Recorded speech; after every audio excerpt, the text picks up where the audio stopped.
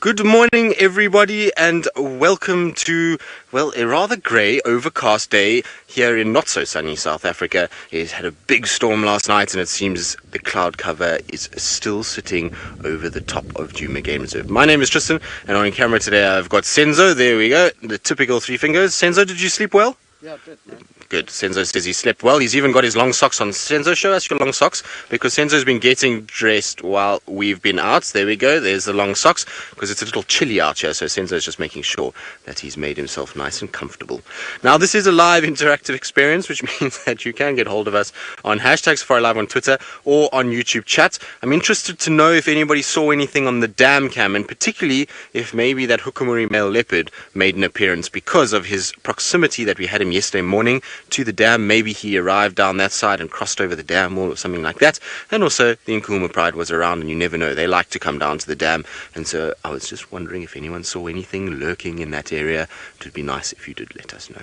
Right, now my plans for this morning, because it's not afternoon yet, it's morning, is to go to the western side of Djuma. I'm trying to find this male leopard once again because, well, he's a rehearsal cat so far. Every single time we've seen him on Djuma has been during a rehearsal, so it's been 4 different times that he's been on our side, but like I say, we've never managed to find him in the sort of normal show. So I know lots of you are desperate to see this new male leopard and to see what all the fuss is about, so I'm going to try and see what I can find there. I think James is going to be on Jigger and is maybe going to head past where Thandi was last seen with the cub and then onward towards Chitwa, I would imagine, and well, Scotty will be on a bushwalk, I'm sure, delighting you with all kinds of little things as well as tracks and various other things that he likes to get up to. So that's the team from Djuma this morning. In the Mara, I know there are going to be some vehicles out. I'm just not sure which one of them. It's a lottery this morning. Maybe we'll get Brent, maybe we'll get Jamie, maybe we'll get Steve, maybe we'll get Taylor. Apparently you're going to get Steve and Brent, so it's an all-boys affair this morning, which will be delightful. It certainly should be full of laughs when this combination is together. Right, let's carry on, because I'm sure you've had enough of looking at my mug this morning. Let's try and see what we can find. Where I am now is where the last position I had that Hukumuri male is. He was just in this thicket on my left-hand side, moving in a sort of northerly direction up towards this road that cuts sort of east-west. So what I want to try and do is, obviously we've had a lot of rain, and I'm 100% sure that he moved out of this section before the rain fell, but you never know. Maybe he was just a lazy cat and he's just spent most of the day sleeping. He did have a big full belly, and so I'll try and see if maybe there's some tracks that come out and then we can try and follow. One nice thing about the rain is that it cleans everything, and it means that it gives you a nice fresh palette to work with, and if there's tracks on it, you know that they're pretty fresh. Right, so I'm going to get on those and see what I can find. While I do that, as I was mentioning, Scott Dyson is out on foot, and I'm sure he's got lots of little things to tell you. I believe it was an eventful night. He even took the crew on a little bumble. Well, if it was an eventful night, I certainly know nothing about it because I'm a very deep sleeper. Morning, everyone. My name's Scott, teamed up with Dave on camera and with Rexon, an expert tracker who is leading the way this morning. And like Tristan said, the canvas has been washed clean for us on the ground, so any tracks we do find we know are going to be quite fresh. I'm told it rained at some point last night. Not too much, nothing as serious as the downpour we got in the afternoon, but there definitely was some rain that fell at some point last night. Now, our plans are to head straight into the area where Thandi has been lurking with her cub in the northeastern corner of the property. I think James is also heading into that kind of general direction. With a little bit of luck, we'll find some nice fresh tracks. And hopefully, what I'm really hoping for is that we get to find Thandi on a kill with that cub. So, there was no one that really followed up there yesterday afternoon too intensively. We did find her yesterday morning. And like I said, with a little bit of luck, we'll find her on a kill, hopefully. Thandi is a great hunter and usually doesn't take her too long to secure her and her cub their next meal. So those are our plans. We could of course bump into anything along the way. Maybe that Hukumuri male would have been lurking into this area. I hope not, but we'll certainly be keeping a close eye for any of his tracks. Nice cool morning, perfect conditions for a walk. I guess other than the fact that it's going to be a little bit tricky to see tracks with this flat, overcast light.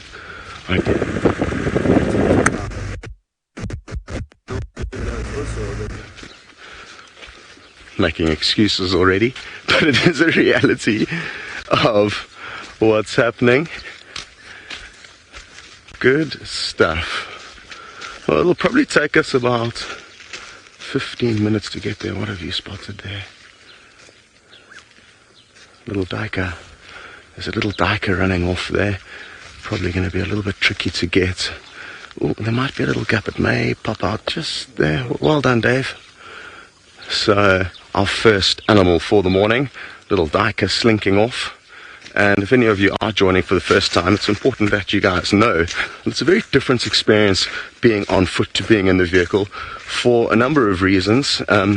Mainly the animals aren't really as relaxed with us on foot, even though people do spend a fair amount here of time tracking animals. They really just don't get as relaxed with a person on foot as they do with people in the vehicle. And that was a good example. Oh, sorry, Dave. Tricky terrain here to negotiate while Dave's concentrating on the camera. Very good.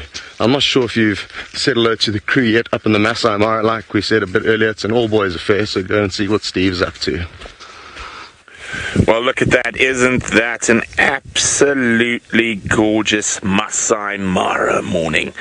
We've got some zebra silhouetted against the pinkening sky, or I should say yellowing sky, as it gets higher and higher. Our mission for the morning is the 5 boys. We were with them yesterday morning. They were looking very, very hungry, and this is the time of the morning when they like to get up and get moving and get on the hunt. My name is Brent Leo Smith. I have the one, the only Batman on camera, and this is 100% live from the Masai Mara in Kenya. Remember, any questions for us, hashtag Safari Live on whatever platform you might be watching on. So we're not going to dilly-dally too long here. We want to get across to sort of that area over there. That's where we last had the cheetah, so a good place to start looking. But it is truly a magnificent morning. But before we move on, oh dear, the mist has got in the way, but there was a spectacular full moon last night. And the mist is in the way of it, slightly obscuring it, giving it a bit of a fuzzy feel. But there we go, full moon. Isn't that absolutely gorgeous? Now, a man who's under the same moon as me, well, we're all under the same moon, but should also have a decent view on it, on the other side of the Masai Mara is Steve. So let's go say good morning. Good morning, Brent. I wonder how you enjoyed your evening out last night. It is a beautiful morning. Look at the sky. The full moon is setting behind us and the sun is starting to rise in the east. There are the balloons taking off. And it is another glorious morning in the Masai Mara, the Mara Triangle, and I am out. My name is Steve Falconbridge. I'm out with Archie, and we're going out to do some exploration to find you some wonderful birds and see if we can do some ecology of the Masai Mara, see if I know what I'm talking about when it comes to a new environment. And we're going to go towards the marsh. I believe there's some wonderful birds there. There's a little forest drive we can do, and it is going to be an awesome morning. So please feel free to send your questions through at Safari Live on Twitter or follow us on the YouTube stream. Let us know what you think. It is a beautiful day in the Masai Mara, and we have just been released into the reserve, and it is breathtaking. Breathtaking, to say the least. And it's an all-boy affair as well. I'm so happy there's been rain in the Mara, in the Sabi sands. They so need the rain down there. And as I said, we're going to go looking in the marsh, see if we can find some birds. Who knows what else this wonderful environment is going to throw up to us. And we're going to go back down to my good friend Tristan, who I believe has got a kudu. I do indeed, Steve, and I can tell you that I'm a little jealous of your glorious sunrise that you have just had, because it's a little chilly out here and I didn't bring my jersey, so hopefully it starts to warm up rather than get cooler. But as you can see, we've got a few kudu hanging around, and the reason why these are quite interesting is where they are standing, they are directly underneath a very large tree. Now, the large tree that I'm talking about is a massive marula tree, and so we normally associate this time of the year with marula fruit and the fruits dropping, and you normally think elephant immediately when you see a marula tree and them fruiting, because most of the time it's the elephants that will go after it. But these kudu when we first arrived, they're a little bit kind of nervous now because we're here, but these kudu, when we first arrived, were actually busy feeding off the marula fruits as well. So it just goes to show that it's not just the elephants that get involved. Literally every single animal that's out here is going to go to that tree and to try and feed on it and try and get some sort of nutrients. And kudu, who are browsers, don't necessarily normally eat fruits, will go and they will pick up those marulas and bite on them and get all of that nutrient-rich juice that is inside. And a lot of the time they actually don't even swallow the marula, they just literally bite it and they kind of suck out all the juice, because a marula fruit is actually only got a little bit of flesh on it and a rather large seed. There's actually very little in the way of actual fruit. It's more just juices and then a little bit of soft flesh that surrounds the sort of nut or seed, if you want to call it that. So they come in and they bite it, they get that, and then they kind of spit them out, the skins, from time to time. So very cool to see, and it's nice when you see the kind of kudu with their heads down feeding off of these marulas. It's interesting the way that they go about it. There you go, you can see, look how they looking around and just checking to see are there any marulas on the ground, and so they kind of busy. There we go, you see one's got one in its mouth now, it's crunching it down, and then let's see if it drops it. It'll be interesting. Nope, that one was swallowed whole. Well, you're going to have a difficult time passing that, I'm afraid. It's not going to be easy coming out the other side. At least an elephant, it's a much bigger bolus, but for a kudu, it's going to be a bit tight. But anyway, Jared's buddy, you wondering about our leopard, since we've been talking about Hukumuri already this morning and the fact that I'm going to try and find him, and you wondering what would happen if Hosana bumped into Hukumuri. Well, I don't think it would go very well for Hosana. I think Hukumuri is not going to be nearly as tolerant as what we've seen from Tingana. Tingana still sees Hosana as his offspring and therefore doesn't really worry too much about him, and that's why we can kind of watch the two of them sometimes together. This male leopard, he's so hyped up because he's trying to take over a new territory. He knows he's in an area that is not his, but he's trying to force his way in, that I think he'll probably chase Hosana as quick as he can.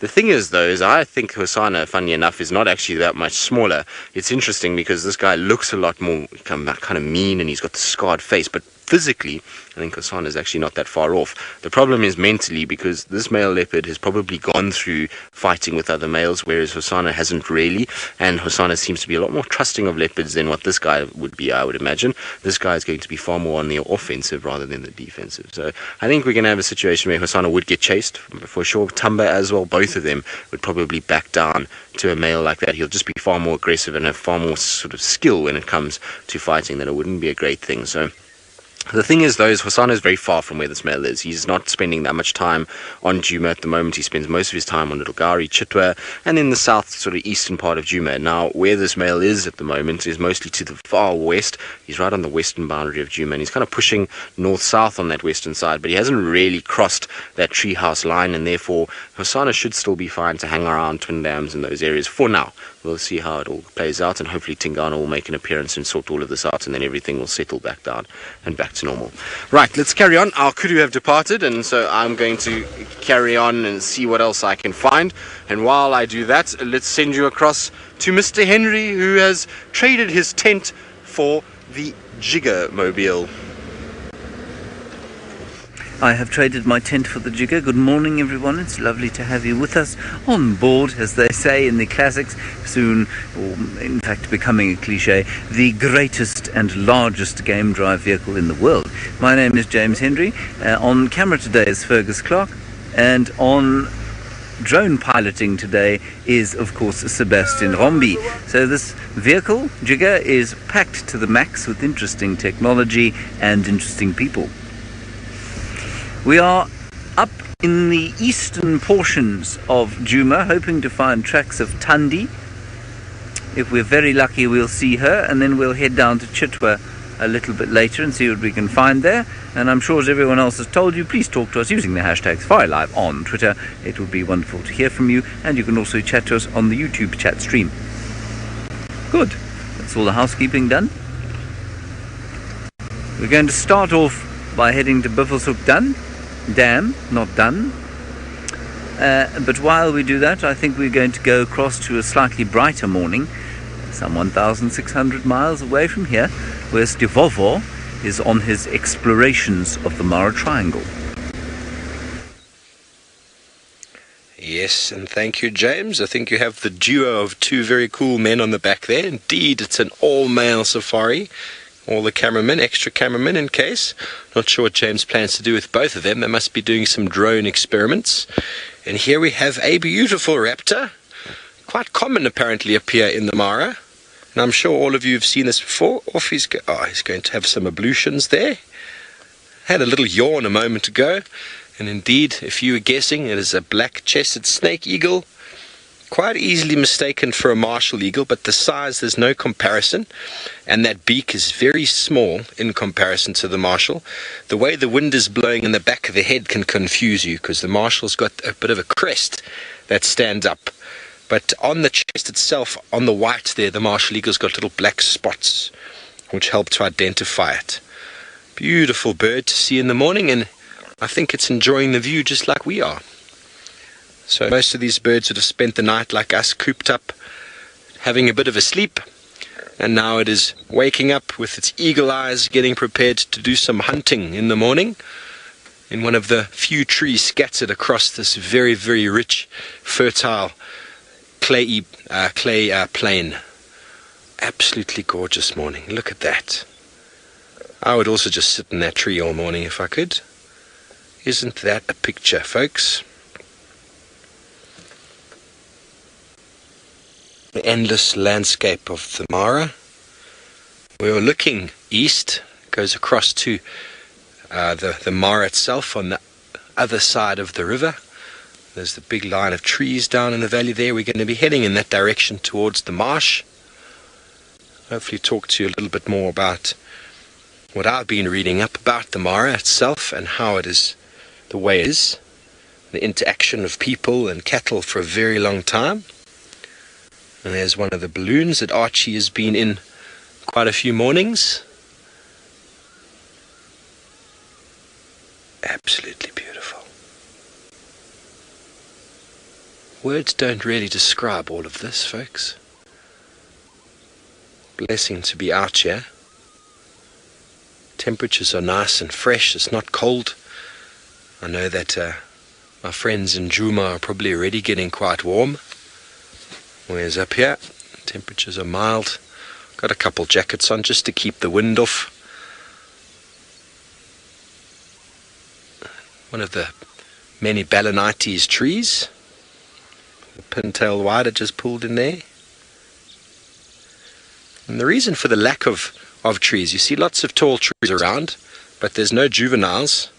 Overgrazing of cattle back in the day and the introduction of elephants in the 60s would have removed any juveniles, and also the onset of fires in areas like this. Huge amounts of vegetation or grass growing. Cattle would have always grazed the little baby trees down, and so and with wood clearing over many centuries, the Masai Mara has kind of got this very open feel to it. But there should have been more trees back at one stage, but with the clay soil and the overgrazing and the elephants, it is this nice open system that we have now. So we're going to be going 1,600 miles down to Scott Dyson, who I believe is on foot with something very slow. Well, at the moment I am on belly enjoying some scenes of this baby giant African land snail. So that was a bit of a mouthful, but this one is a youngster. And what I find fascinating about these little creatures is that they are highly effective. This is one of the most effective and devastating snails on the planet. And a lot of you will have these actually living in your hometowns. They've spread quite widely across the globe. And that is because they are such effective creatures. They grow very quickly. I'm told within 4 months they can reach adult size, which will be about, I'd say, 8 or 9 times the size of this, at least let's say 10 times the size of this. But I definitely don't think that's going to be the case for this youngster. It's been a tough dry season, and who knows how long this guy's just been sitting and waiting patiently for enough moisture to be deposited from the clouds onto the earth, and thus allow it the right conditions to move about. I'm sure you guys are getting some fascinating views. It's almost crawling up into the camera, and I really do love the way we can get you some close-up views of some of the smaller critters whilst on bushwalk.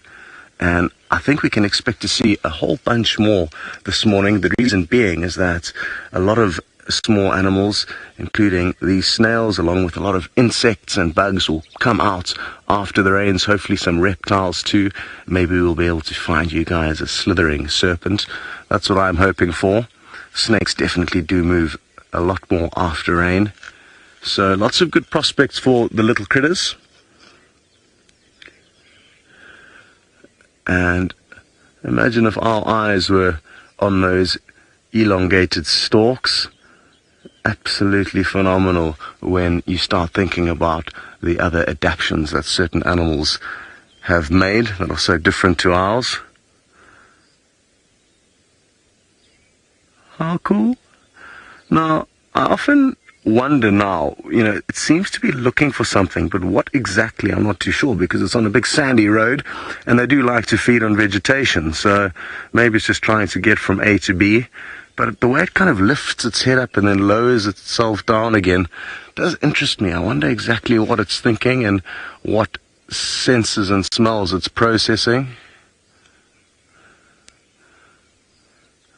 Jared's buddy, you are under the impression that snails will need to find a new shell as they grow. That's not the case. It is the case with something like a hermit crab. They need to find bigger shells as their body grows, but these guys, their shell grows along with them. So they do not discard their shells, and if we do find any old and empty shells, it will mean that that snail has died or been consumed by something. So I'm not too sure if there actually are any snails who do need to kind of adopt a similar system to the hermit crab. As far as I'm aware, there aren't, but there could be some random outliers. Oh, look at it, looking up into the camera now, smiling for a picture. Take some screenshots. I'm sure you're getting some fascinating views. Awesome. Well, great work on camera there, Dave, and we're going to continue on. As much fun as it's been spending some time with this little snail, we are going to send you back up to the Masai Mara to Brent, who's got a very large bird. Well, good morning again, and we have found not a cheetah, but a beautiful large male Cory bustard striding out, looking for some breakfast. Now, they can weigh up to about 12.5 kilograms, making him the world's heaviest flying bird. In a lot of parts of Africa, they are quite rare, and that's because they're quite good to eat. Although, fortunately, the eating of Cory bustards has definitely taken a downward turn. But in protected areas, they're still quite common, and in the massive grasslands of the Mara, they're actually very common. We see them frequently.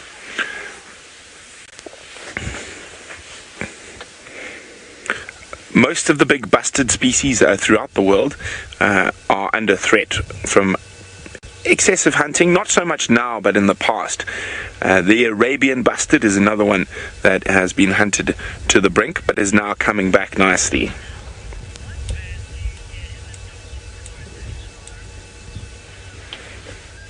Alana is wondering, what birds do we hear in the morning dawn chorus in the Mara? Oh, white-browed robin chat, grey-capped warbler, tropical boo-boo, I'm trying to think what else. Well, out here in the open plains, rufous-snaped lark, Cape turtle dove, can hear clearly now, occasionally ostrich, occasionally even the booming of a Cory bustard.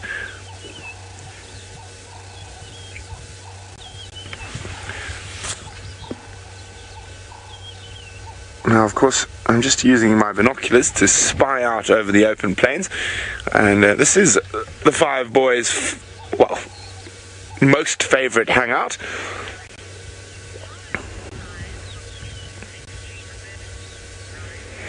Ryan is wondering, what is the size comparisons between a secretary bird and a Cory bustard?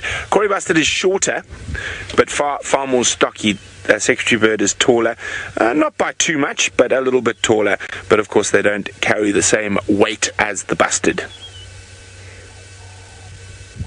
We'll let the male Cory bustard continue on his mission.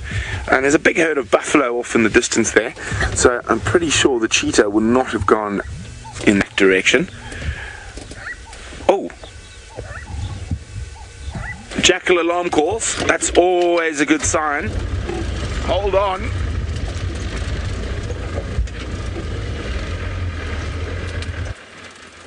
So it's very seldom that a jackal will ever alarm call at anything that's not a big cat. So it's a very, very accurate alarm call. Sounded like he was coming from over here somewhere, so... Wait. Oh, there we go. Craig spotted the jackal. Now let's see where it's looking.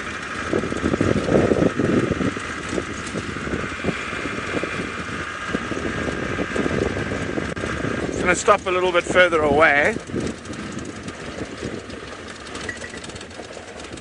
Now, very seldom the jackals will alarm call at a python or something like that. There's the jackal. Now, I stopped alarm calling. But quite often what will happen if the jackal do see cheetah, they'll jog on behind them, especially if they've got a den nearby. Okay, let's go see where that jackal's off to. So occasionally snakes, jackals will also alarm call at, but it is quite uncommon. Huh? Naughty termite mound.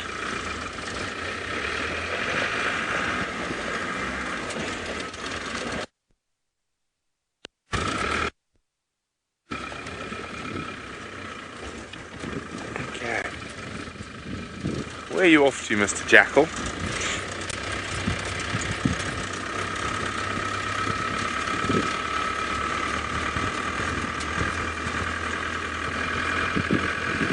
So the cheetah like to lie up overnight in these little croton thickets. Now, of course, there you go. Where are you looking now?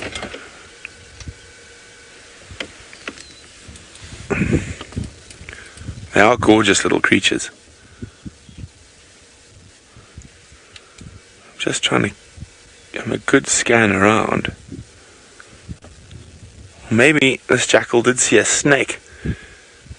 There was a couple of short alarm calls that we heard. But it's just jogging about now, having a sniff about. Just grab my binos quickly and have a scan across the plain.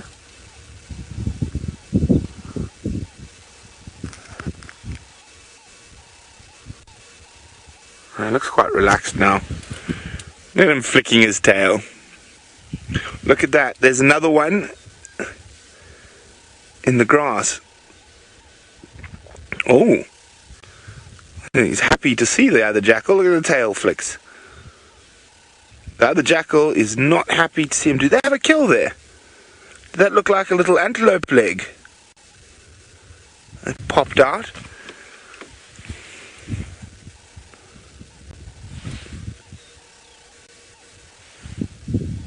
This is quite...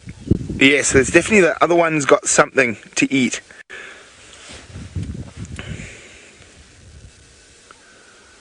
And does not want to share.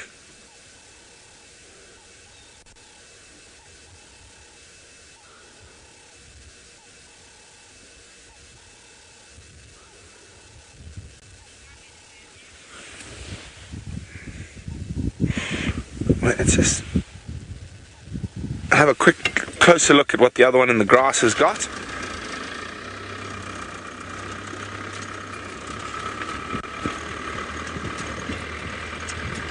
Now, the black-backed jackals out in the Mara do quite a bit of their own hunting for smaller critters, up to the size of sub-adult Thompson's gazelles.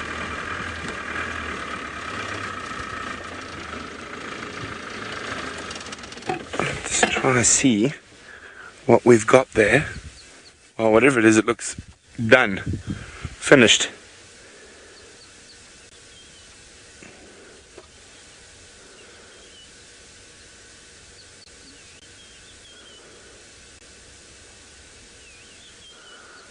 Hang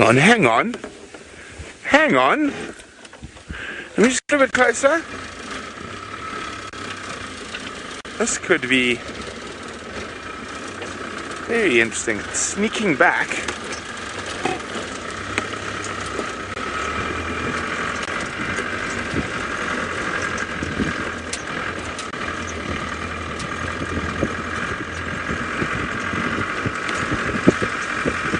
have you got in the grass, little jackal?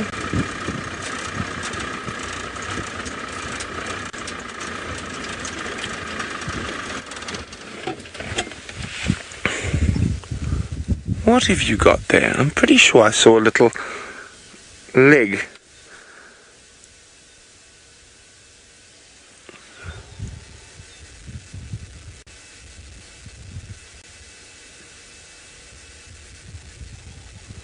There's definitely something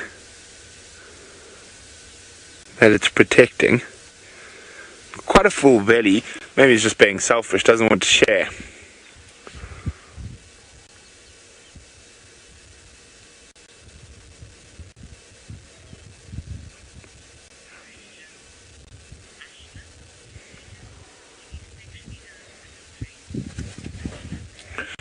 Ashlyn is wondering, do jackals have any sexually dimorphic traits? Well, Ashlyn, apart from the obvious, that is the males are equipped with, no, and it is very, very difficult to actually sex jackals when they're on the move or in grass where you can't see between the boys' legs. So not really, no. They have similar size, almost the same color, or the same color. So unfortunately not. But well, looks like it's cuddle up and have a snooze time, and we've got some cheetah to find. So I think we're going to leave the little jackals, and hopefully we'll find some more jackals that have actually spotted a cheetah and are yelping away. While we continue on our morning missions, let's go across to Commander Bond and see how he's rallying his troops, Fergus and Sebastian. Well, we've rallied sufficiently to find a bird, believe it or not, up in that tree there. This is the only living creature we've found since we last saw you. Now, what bird is that, you might be saying to yourself, sitting in that marula tree? What you need to look for is the yellow leggies, which have no trousers on them, and a sort of mottled shade of the back and the wings, quite possibly a youngster. And then what you do is you get hold of the final control and you say, Nicola, what bird do you think this is? And then we wait and see what she says. She's now thinking frantically, what could it be? What could it be? Oh, she says she doesn't know. Oh, dear. Right, she says, is it a biggish bird? Yes, it is a biggish bird. There it flies. It's going up into the next one. No, it's not. Yes, it is. There it is. It goes forward. This bird's being very unkind to you because it's not showing you its front. Can you see it there, folks? It is. You should be able to get it there, yeah. Yeah, that's it. Just zoom straight in there. There you are. You got him. You got him. Now, if you turn around, I suspect what you'd see was that the underside of his, or about, let's say, 1/3 down his front, he would have horizontal bars, and then for the rest, he'd have vertical sort of stripes. And what he is, everybody, in my humble opinion, is a steppe buzzard. He is not an eagle. You can see that from the fact that he does not have feathers on his leggies. So I'm going to go with steppe buzzard. I'm more than happy to take criticism, which will obviously be totally ignored, but you're welcome to give it if you'd like to.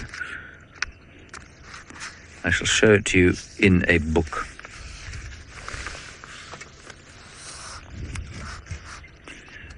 So that's what I think we're looking at there, a steppe buzzard, or common buzzard, and probably that colour morph there, eventually becoming that. And you can see they're quite mottled when they're little, when they're young. Unfeathered leggies, and you can see the vertical striping sort of to about 1/3 of the way down the chest, then that stripe there, and they become totally vertical, at least horizontal. Okay, steppe buzzard. Buteo valpinus. Buteo valpinus. Very nice. quite like that name. Butio. Right, Stivovo seems to have been patiently waiting with this next bird for some time. I wonder why it is so immobile. Anyway, I'm sure he's going to tell you about that in exactly 2 seconds. Thanks, James. Steppe eagle would be nice to see. It would be really nice to see. But here we have got one of the very common birds in the grassland up here. Not so common in South Africa. You don't see them everywhere, but they absolutely love grassland areas. He's just camouflaging himself there. Even though he's a very yellow and conspicuous bird, he's walking around in the grass there, feeding on all sorts of insects, it seems. I wonder if any of you got a little glimpse of him. There, I just played his call. Not responding to the call. They often sit on quite prominent little perches while they call in the morning. And it was, yes, if those of you guessed, a yellow-throated longclaw, which, as Jamie said to me the other day, is a trash bird up here. And if you've ever heard that term before, it means when you go to some areas you spend ages looking for them, like I have done in South Africa, and then you come here and they seem to be every 50 to 100 meters, which is a trash bird, which means they're everywhere, almost like the pallid harriers. Well, it wasn't the best visual, but let me see if I can play his call again. There he is. Arch is back. Here we go. Oh, they're a beautiful bird. Busy collecting. Looks like there's a collection of food. Ooh, that is a beautiful looking termite or grub, that. Wow, aren't you a provider? There we go. He's been very shy up until now, and here he comes.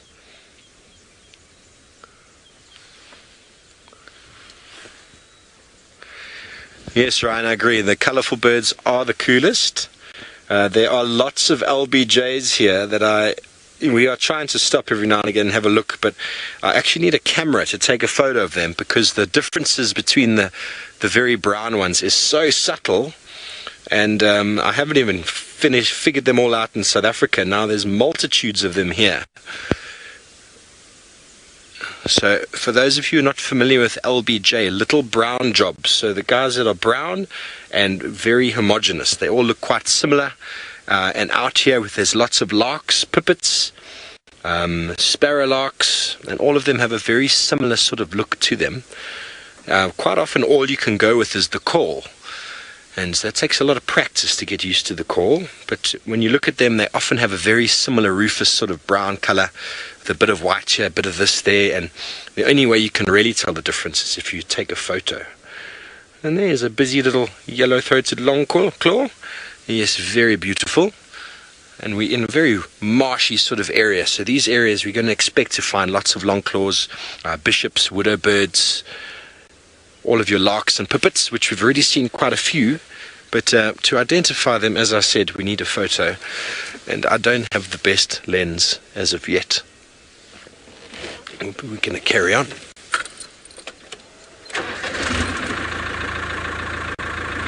James asks are there any bird species where the female vocalizes more than the male? In a lot of monogamous pairs, the female will be equal in the calling.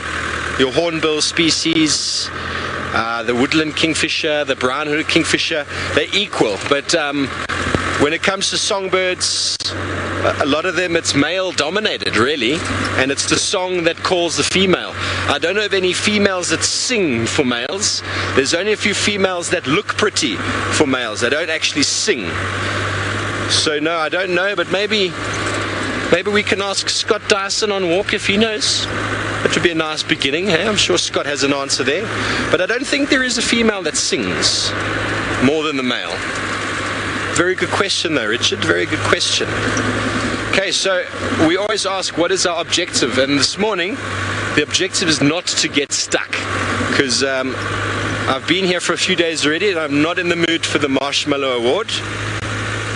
But we are heading into an area where potentially getting stuck is a happens. In Jamie and her notes she gave me, she said not if you get stuck, when you get stuck. Okay, we're going to go over to Tristan, and maybe Tristan can give us the answer to whether there are any females that sing more than the male. Well, Steve, I've just been thinking about it, and So I don't actually know too many birds where the females will actually sing for a male, but what I can tell you is that since the last few days driving around and just kind of listening to things that are going on, is that the female redback shrike, I think, actually probably makes more noise than the male does. Literally every time I drive past a female redback shrike, she is calling in some way, whereas the males, they'll just sit silently and look at you. So I feel like the females do a lot of calling in that species. Whether or not it's just a coincidence or if it's actually really what's going on is anyone's guess at this stage, but it feels like the redback shrike is calling a lot more. I don't think, though, there's any bird that will actually physically... Oh, saying that, there's a male redback shrike that's calling right now. No, Rusty, don't squeak. Rusty's very squeaky this morning because of a lot of rain that we've had. He's got a bit of mud in his brakes. No, don't go there. Oh, there you are. That's actually better. Stay there, stay there, stay there, stay there, stay there. Now, I'm talking to this bird like it's going to listen, but it's obviously... Oh, there we go. It just flew away. So that's our redback shrike male that I was just talking about, and you can see he's calling. So he's just thrown my sort of theory out the window, although there is a female around that she's also responding. I just can't see her at the moment. She'll be somewhere close by as well. But they definitely talk quite a bit to the females, and this morning I've driven past 4 or 5 females that have been doing the same little chirping sound that we heard from that male. So I suppose they would be one. I wonder if there's any others that are like that.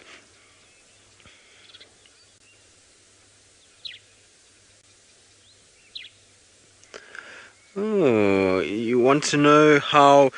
Judy wants to know how we tell the difference between a bird call and its song. Well, I suppose in some species it's one and the same thing. Some birds don't actually make any different noises. They'll have a call and a song that are the exact same.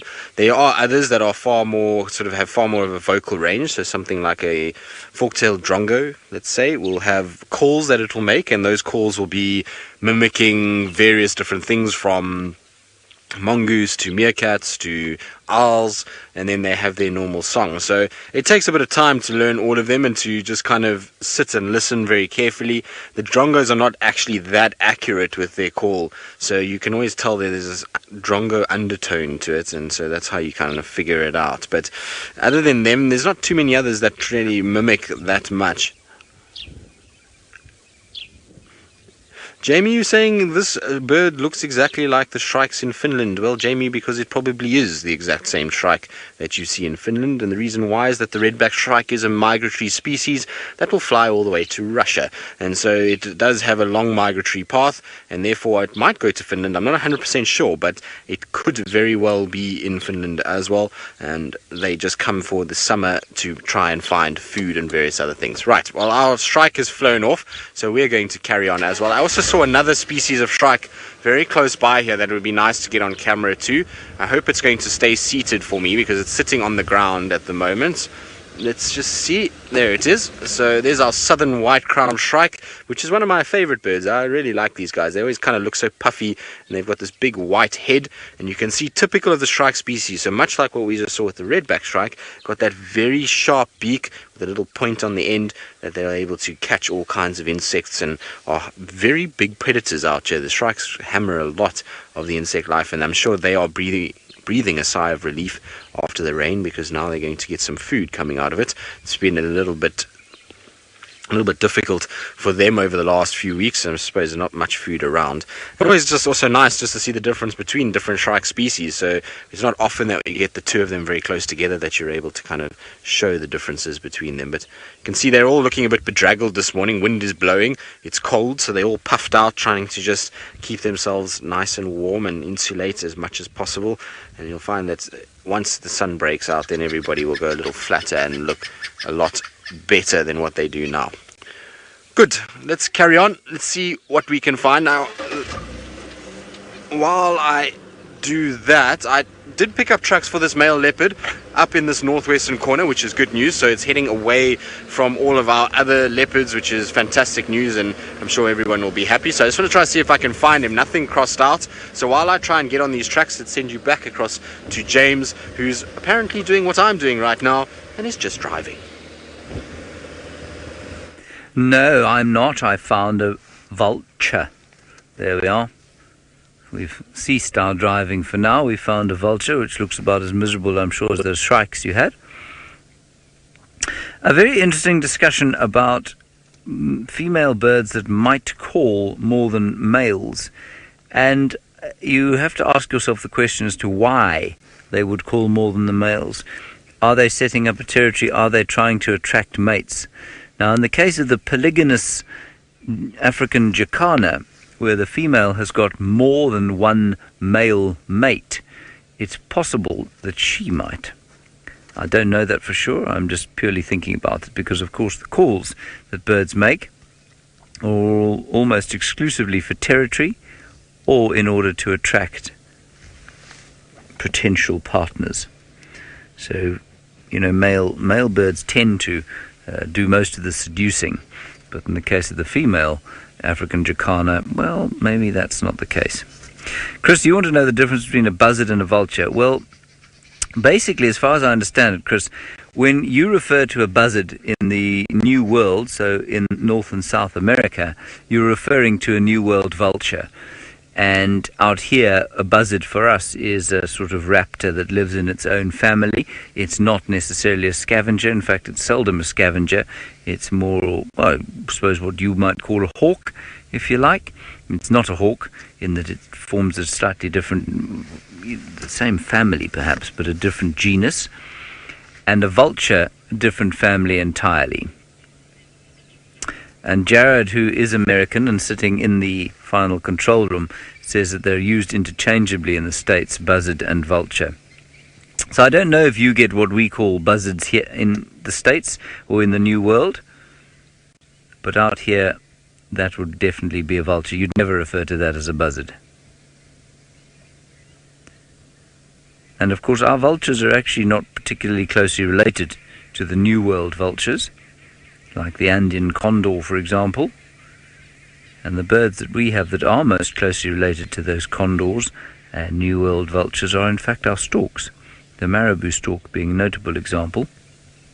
And the most interesting thing I think about that relationship, which I've obviously told many of you before, is that our vultures out here find most of their prey with sharp eyes, because obviously there aren't great numbers of forests here, but the Andean condor, which lives over very heavily forested areas, doesn't have that kind of view, and so it has to have a much more sensitive nose, which is the similar apparently to a marabou stork. So the vultures of the New World tend to find their prey using their noses as well as their eyes, whereas out here it's almost exclusively their eyes. Now, Lady Starfire, you asked an interesting question. You want to know how much rain I think we got last night. I couldn't tell you because I didn't actually wake up during the rain. So I don't think it was a massive storm. Looking at Buffelshoek Dam, we went past there. It is, I don't know, it looks like to me like there's twice the volume of water in it that there was the last time I went. So I think we had probably quite a good downpour yesterday afternoon and probably yesterday evening. But the rain in this area is so isolated that Buffelshoek Dam and its little catchment could easily have had 3 or 4 times what we had at the camp. So I don't know. I'm going to say Djuma over the course of the last 24 hours probably had on average about 20 millimeters, which is just shy of an inch, which is not too bad out here. But there's some places that are reporting 2 inches, 50 millimeters, I think up to 60, which is almost, let's call it 2 3/4 inches. Alrighty, let us continue down here towards the Ramati drainage. If we do not find anything down here, what we're going to do is take Rondog over here off towards a hyena den and see if we can't get him to drive in there, that one at the far southeastern corner.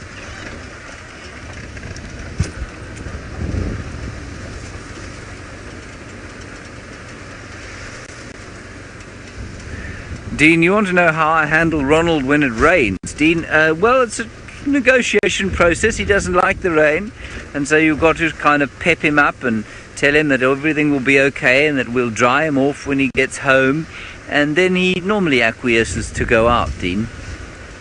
Dean, Ronald actually doesn't run in the rain. None of our equipment is actually waterproof. So unless you can completely cover it from moisture, there's a tremendous amount of complicated electronic equipment on this vehicle and on all the others. None of it is waterproof. And so we try and keep it out of the rain completely, but in a heavy downpour, really there's not much we can do, which is why if there's a really severe storm, we shut things down.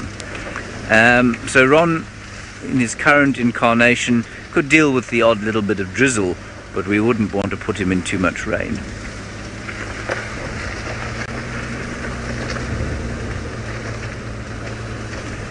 Right, Steve Ovo, continuing the theme of birds, he's found a sort of turkey-like thing with a red throat, and it's very endangered.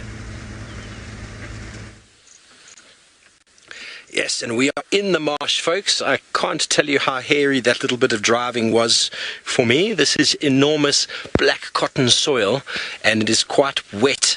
You've just got to put it in low range and go. Archie did mention to me at one point to breathe. It's just moments before I was saying how I don't want to get stuck. But we managed to get through, and you can see in there's some birds with their heads down, some open-billed storks.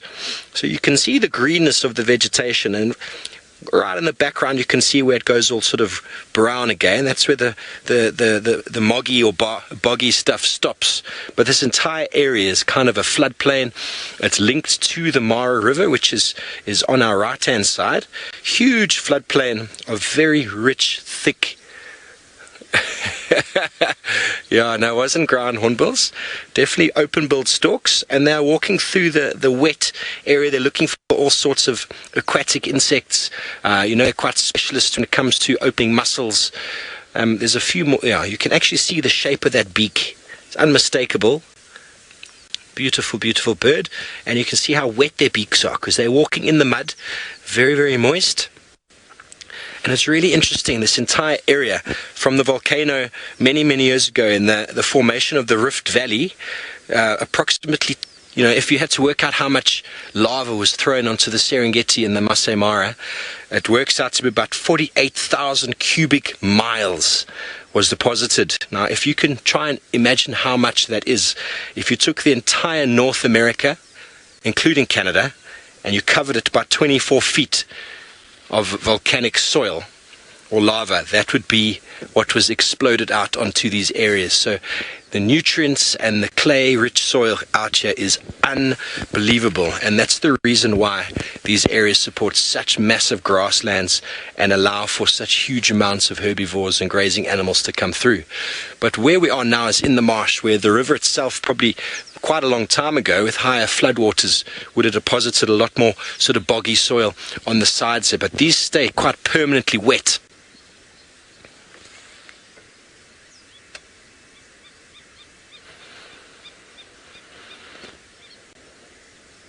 Heather Lily is the open grassland system in the Mara healthy, and I believe that it's kind of been manipulated over quite a long time. The Maasai would have grazed their cattle here for a long time, and there would have been a lot of removal of wood for a long time for the building of huts and all that sort of stuff. But then in the 1860s, rinderpest hit and cattle decimated across the whole continent, and that also affected the local herbivores. But from about the 1960s, they found a cure for rinderpest. The woodlands had started coming back, and that's when the wildebeest numbers increased hugely again. So I think this system is going to stay the way it is, but there's quite a huge proportion of elephants in the area, and any small saplings that come through, including impala, those small babies will get eaten. I don't think the system's going to change anytime soon. I think there is slow regeneration of it. I'm not sure what the Mara's plan is, if they're going to introduce trees naturally, but I think the woodland itself around, if you can see in the distance along the rivers here, the entire 395 kilometers of the Mara River used to once be forested and wooded like it is now. But this is the only area close to Serena where we still have these thickets. And that would have had a lot to do with human influence. And we can't take human influence out of the equation. Even the Kruger National Park has been influenced by people for very, very long time. And the policies that they put in place down there are mimicking and trying to continue with the policies that hunter-gatherers would have used in the Kruger. And up here, I think it's the same. Burning for the sake of regeneration of vegetation is a natural process, and I think they're going to keep a lot of that history intact. I mean, the Mara have been grazing their cattle in this area for centuries. So what it looked like before they started, it's hard to say. But my experience with this very rich, thick clay soil, trees don't do very well in the first place. They'll do well on the rivers along the alluvial soil, but where it gets this thick, rich clay stuff, it's too shrinky and swelly, and roots don't do very, very well. So we are fortunate. We made it through the hecticness, and I have no doubt Archie's got more marshy stuff for me. But we're going to continue with our theme of birds and ecology. So please keep your questions coming through. Nice to see James has also got a few interesting birds that side. And awesome to have seen the difference between the female redback shrike. Really nice to see. Those nice migratory birds.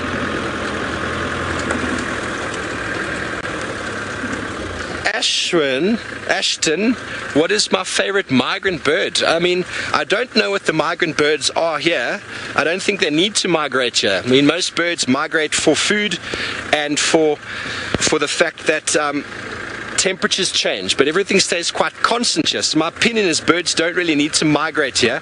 But down in South Africa, I absolutely love the European rollers. I love the European bee-eater. This is the marshy stuff, folks. Hold on there to your seats. And I'm a big fan of the carmine bee-eater. I haven't seen one in about 3 years. I saw Noel and Tristan had one the other day. Or was it James? So I'm quite jealous. I haven't seen a carmine, but I believe we get the northern carmine up here. So I'm looking forward to seeing that. I always enjoy seeing the steppe eagles come down south. You know, it's a very difficult question to answer because I love all sorts of birds, all of the feathered kind. And I like learning about them and finding new ones. Every time I see one, it's a bit of a high five to myself. The list grows. I think I'm on about 60 Mara birds now, but still quite a lot unidentified. Isn't this just beautiful?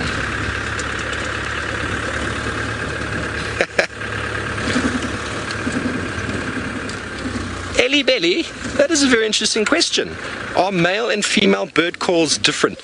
Now, when you get songbirds, specifically songbirds, the males sing, the females don't sing. So the male will sing because his repertoire, or his singing repertoire, is what attracts the female. A lot of birds that don't sing, just their noise, like the lilac-breasted roller, they sound identical. So it really depends on the species. And if it's a male, they often don't look very pretty, and they sing beautiful songs to attract the female. It's like me going to Europe and learning French and Spanish and Italian and coming home and all the ladies love my colloquial accent. But I don't know of many females that sing. They might make harsh calls, but they don't really sing. With regards to African birds, I'm not too sure. But yeah, you can tell the difference definitely between birds by their call, because the male often has a beautiful voice or he doesn't. And if he doesn't, then the female generally doesn't either. I hope that answers your question. Okay, some elephant dung around. We are traversing some wonderful wet areas. We had a huge thunderstorm yesterday, and all this water is sort of soaking into the Mara River.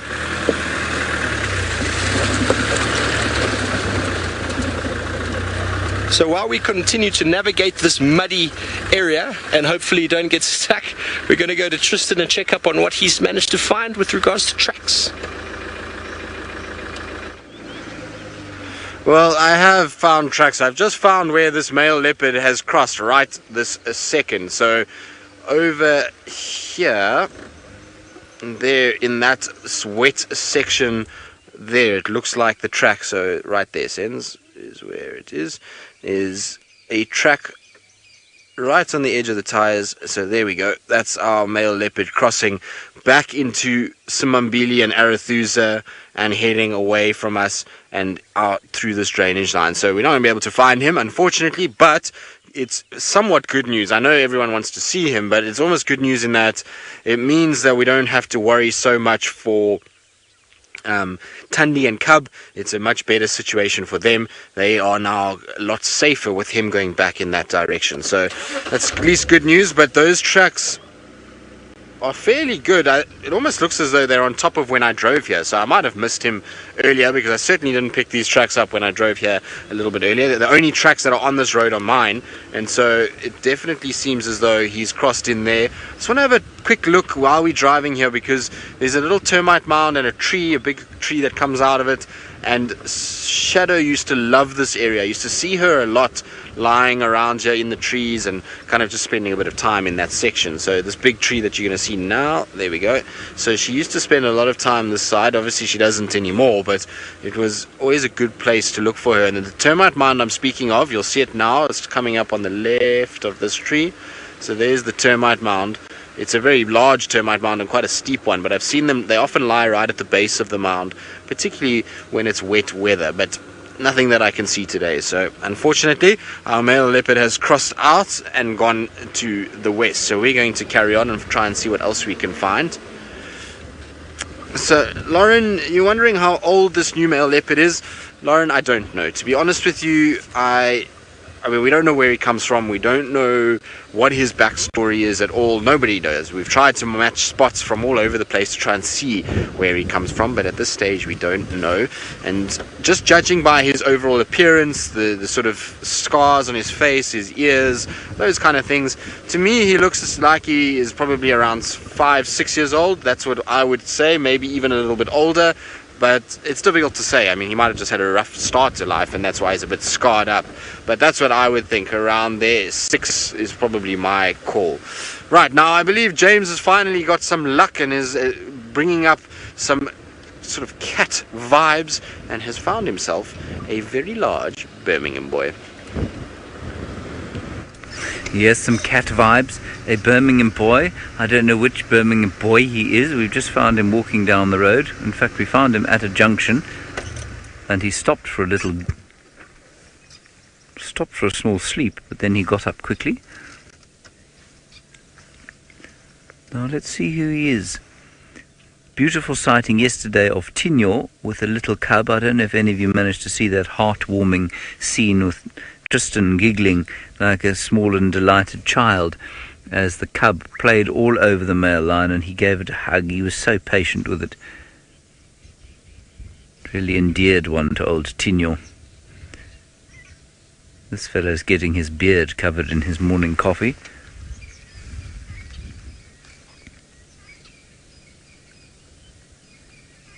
Isn't that nice? And I don't know if you can hear it. Can you hear him drinking?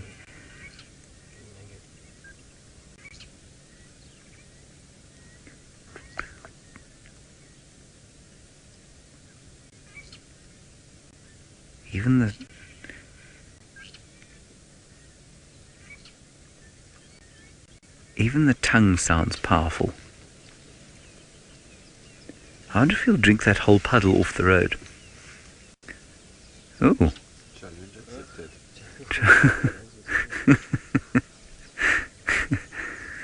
I really do want to deploy Ronald to view a male lion, but I think we'll let him move and settle before we do that. I mean, I can't believe he's going to be there long enough for Ronald to get to him. What do you think, Ferg? Nah. Big puddle he's got to get through. Hey, it is a big puddle he's got to get through, yes. I'll turn Ron on.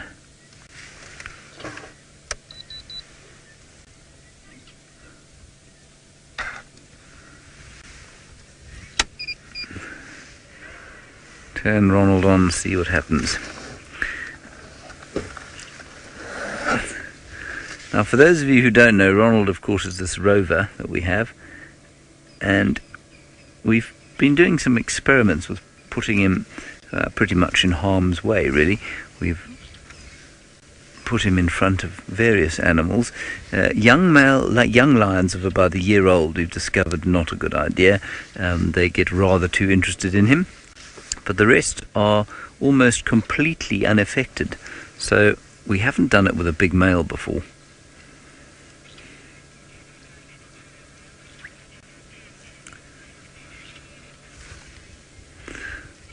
All right, let's quickly head up to the Mara. I'm going to deploy Ronald and see what happens while we do it. Steve's got a rather astonishing sighting of some very rare birds doing some acrobatics, I believe. So let's go and have a look at what that looks like. Ronald is on the move again, it seems, and you have found a Birmingham, James. Congratulations. We have found some more spectacular birds. Yes, acrobatics. They were flying around and giving us a little bit of a show. We've got them in the trees, we've got them in the plain, and they are the grey-crowned cranes with 3 of them.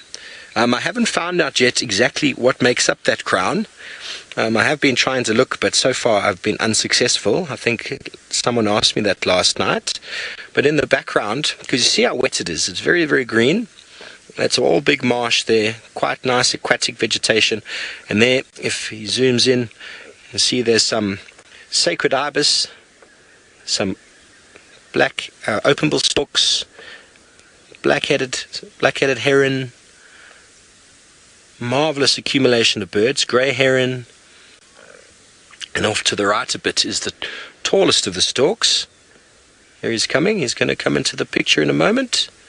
Where is he? Where's he gone? There he is.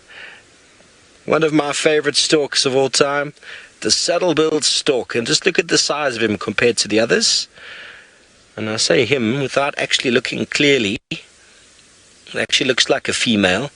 Difficult from this distance, but the male's got a little yellow wattle coming down the side underneath the eye. And a protected bird in South Africa. But they are loving this marshy swamp area. You can see the sacred ibises behind doing some of their morning preening.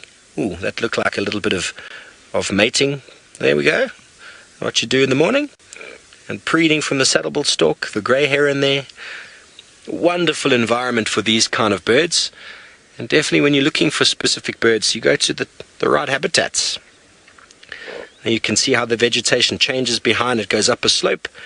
And then the tree line again. That's just a little tributary to the Mara River. And if we pan on a bit right there, Archie, we can see we have more cranes and a large herd of buffalo and elephant out of the muddy area, keeping their feet dry. So we're going to see if we can get around that side. Maybe get a better visual of some of the buffalo and elephant. But isn't that just marvelous? Look at all these animals in such a small area. So while we continue and move on our way around, we're going to go back to Brent, who might have something new for you.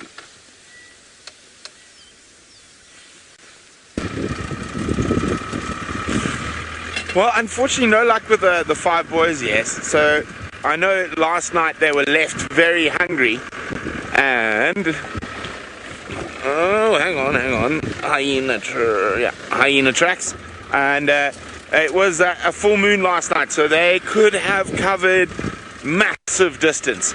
So I don't think they've gone towards Kruger. I think they've come back up on these ridges here and are making their way back towards the Talek Valley. So that's what Craig and I are doing. We're busy sort of riding the high ground, stopping, checking down into the different valleys, hoping to see some sign of them.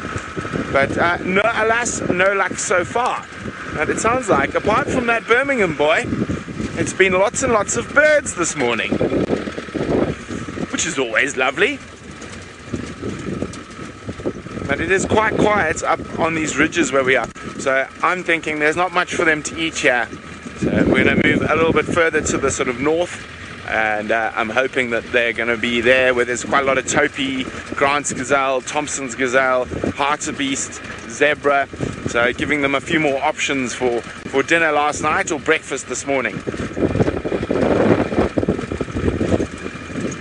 But as a lot of you know, I've just I got back, I can't even remember, a day or two ago, and we went on a little trip to the ROC, the Republic of Congo Brazzaville, not the DRC, the Democratic Republic of Congo, which is not too safe at the moment, but the Republic of Congo is okay. We went to go have a look at a very amazing area called Odzala Kokoa National Park, which is in the rainforest, but what makes it unique is there are open clearings called byres, and there's a different type of open clearing called a saline, which we went to have a look at and see what we could find. We saw quite a lot of forest elephant, a lot of buffalo, lots of monkeys, lots of sign, gorilla tracks, but no gorillas. We were only in the forest for a very short time. Incredible part of the world, but incredibly difficult to get to operate, and so it was worth going to have a look as we look at different areas around Africa. Okay, here's a nice good high spot. Let us see if we can spot any cheetah from up here.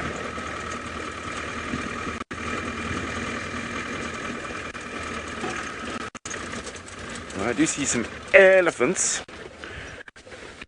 Cheetah.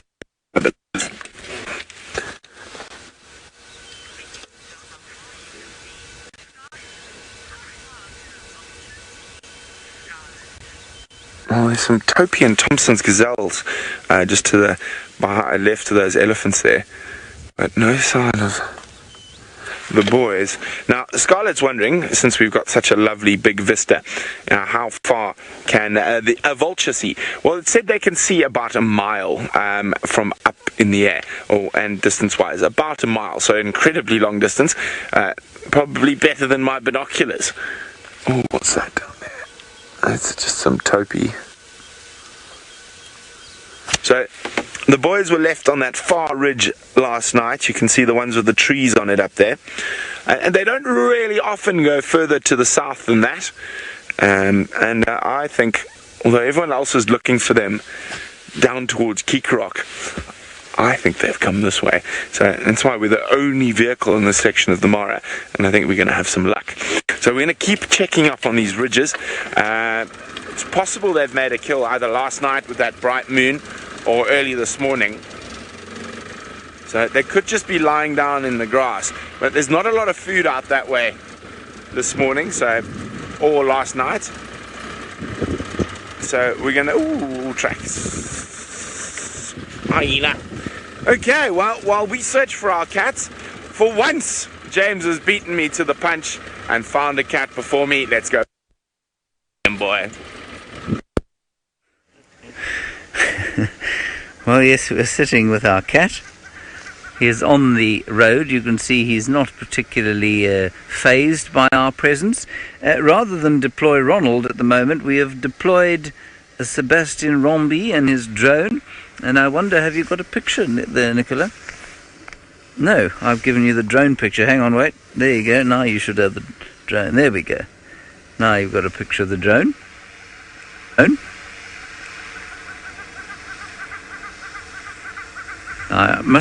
I must remember to refer to this thing as the sky cam, I think, because drone conjures up horrible images of sort of wartime unmanned vehicle. What do they call them? UAVs, unmanned aerial vehicles, or something like that. Which, of course, have meted out terrible destruction on various cities and towns and places. And so I think what we'll call this is... Now this lion, every so often he glances up at the swarm of mosquitoes above his head. But the drone is now, or at least the Skycam, is about, how high are we, Seb? 55 meters. So we're 55 meters, that's 180 feet or so above his head. And I'm sure you can probably actually hear it in my microphone. But it is a very nice picture of a lion. And I guess you can also, when you get a two-shot of us and him, you can get an impression of how big he is in comparison with us.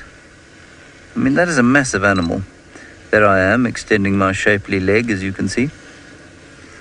Fergus is waving at you. Sebastian is waving at you. You can see Sebastian's not wearing shoes today.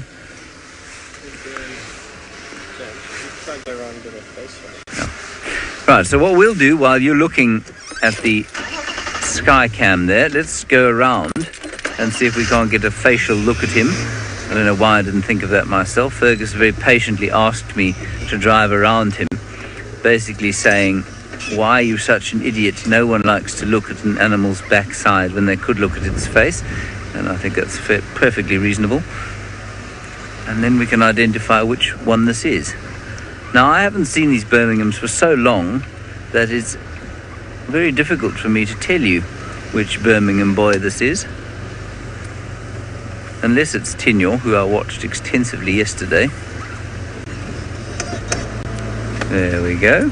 Good. Is that all right, folks? He's now watching the drone. Right, anybody know who he is? I'll get me binoculars out, have a look. It's not Tinyor. He's got that little equal sign, which I think makes him Nana. If you look above his left-hand nostril, so the nostril to our right, there's that little equal sign. He's a tremendously scarred individual, is Nana the warrior. In fact, he's just had a fight, it looks to me. If you look at his forehead, he's got a nasty gash that I really don't believe could have been sort of created by anything other than another lion's claw.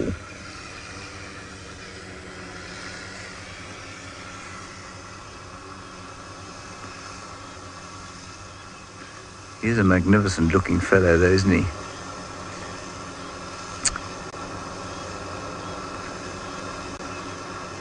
These chaps are really, they really are gangster looking lions. They've taken life's hard knocks. It has not been easy for them, clearly, to either maintain the integrity within the coalition or the integrity of their territories, I think.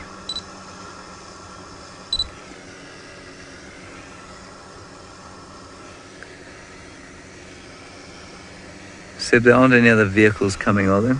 Can you see any? We don't want to disturb other people who might want to come and look at this lion, because our Skycam does make a bit of a noise. He does, doesn't he, Crystal? You say he camouflages very well into the dirt from the Skycam. He absolutely does. And, you know, I think if we were to try and look at a lion in the Mara, walking through those tawny grasslands, I think that you'd see exactly why they are this astounding sort of tawny colour, because they do disappear completely into the grass. So most of you saying this is Nsuku. Now, it's quite possible that I've just got my lions mixed up, that the equal sign is in fact Nsuku and not Mfumo. At least Nana.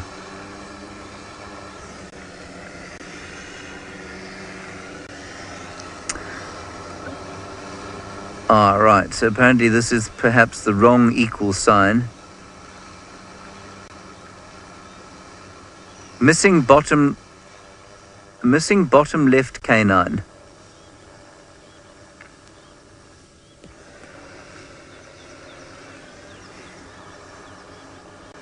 So I don't know what that means.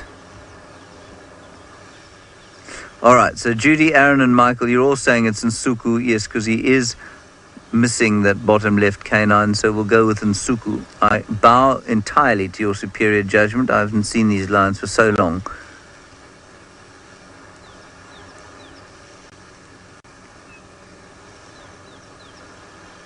Fascinating stuff.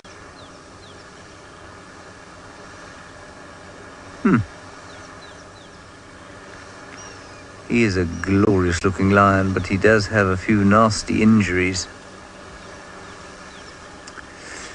Now, Gemma, you're wondering if there's some sort of pecking order with the brothers. Do they have a dominance hierarchy? You know, normally they don't. Normally the hierarchy is built, if there is a hierarchy, it's built entirely on the size. So the bigger the animal is, the more likely he is to dominate. But often these coalitions, remember, are born of lions who are brothers. And if they are brother lions, well, chances are their genetics are so similar that they will be the same size. And then there is no dominance hierarchy. And what's interesting is that we have situations where there is, what was I going to say there? When there's a mating opportunity, what happens is that one brother will monopolize an estrus cycle. So, for example, they've just discovered Amber Eyes mating with one of the other Birminghams. We'll try and see if we can get in there a bit later. And what's fascinating there is that there is unlikely to be conflict over mating. What would most likely happen, he's just going to mark his territory there. What would most likely happen is that one male would dominate her or dominate that mating opportunity until she went out of estrus, and then he'd move on. Now, unfortunately, he seems to be heading into Little Gari, so I'm afraid we can't follow him down there, which is a pity. He might turn back towards the waterhole, but I don't think he's going to. Goodbye, fellow. It was very nice to see you again, Nsuku. I shall remember you for next time. Let's head back up into the sky now. And he's just disappearing off towards the western side of where we're sitting, and I'm afraid a place that we cannot go.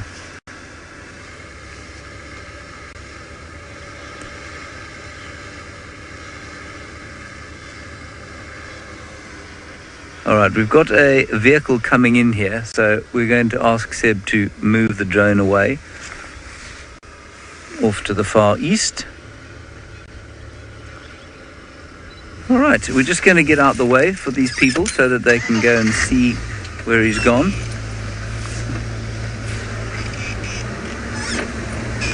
Okay. So they're on main cam, I think. Okay, there we are, on main cam. All right, let's go back across to the Mara now. Steve's got an interesting sighting of animals. I'm trying to be cryptic about them, but you know, it's very difficult to be cryptic about animals we've seen so often. Isn't this a beautiful sighting? We have got a medium-sized breeding herd of elephants. They've just emerged out of the forests there. There's just the one youngster. We've been surrounded by them for the last 10 minutes or so. They're very relaxed. There they are. I just love the height of the trees behind and the ground hornbill doing its thing in the foreground. And I'm confused because last night I saw a single hornbill as well. And, you know, I've never seen them on their own. They're normally in groups, in South Africa anyway. I wonder if you folks back home have noticed this in the Mara, if these birds are often seen on their own. And that is a female by the blue underneath the throat. A very efficient little forager. But this is just beautiful. We are sitting with elephants. I told Archie we could do this all day. This big open plain, elephants walking towards us. Isn't that just beautiful? The only other place I've been is Makuleki in Pafuri, northern Kruger, where you get these beautiful vistas of the forest behind and large herds of elephant coming out of them. Nowhere else in Kruger have I seen that before. There's also got lots of clay soil, the riverine of the Limpopo River, kind of similar to what the Mara River is doing here. And then past the alluvial plain you get lots of clay soil, and then that leads to just lots and lots of grass, marshy areas, which make it very difficult for trees to grow.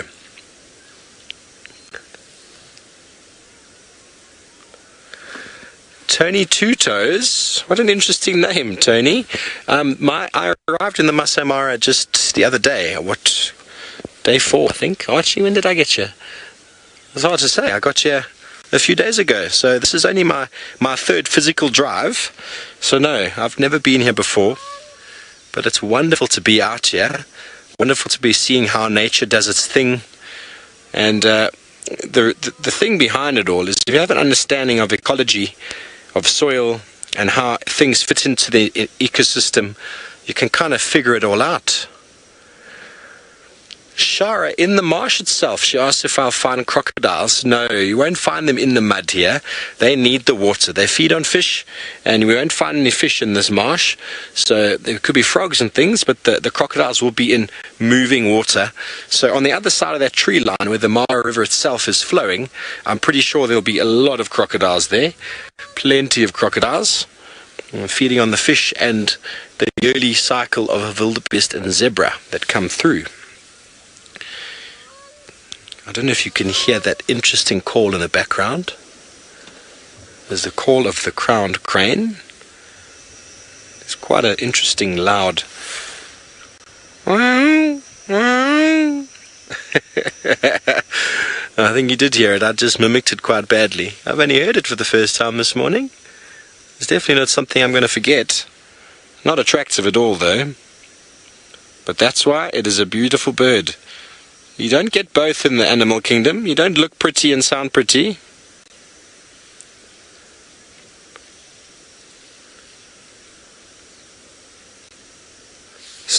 Spork in the road.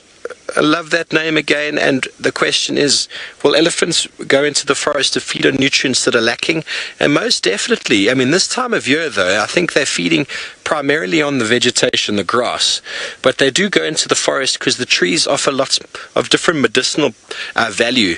But who knows where they've come from? It's possible that they've spent some time in the forest, or they just moved through it from the other side to here. But there's plenty of nutrients right now in this grass. Plenty.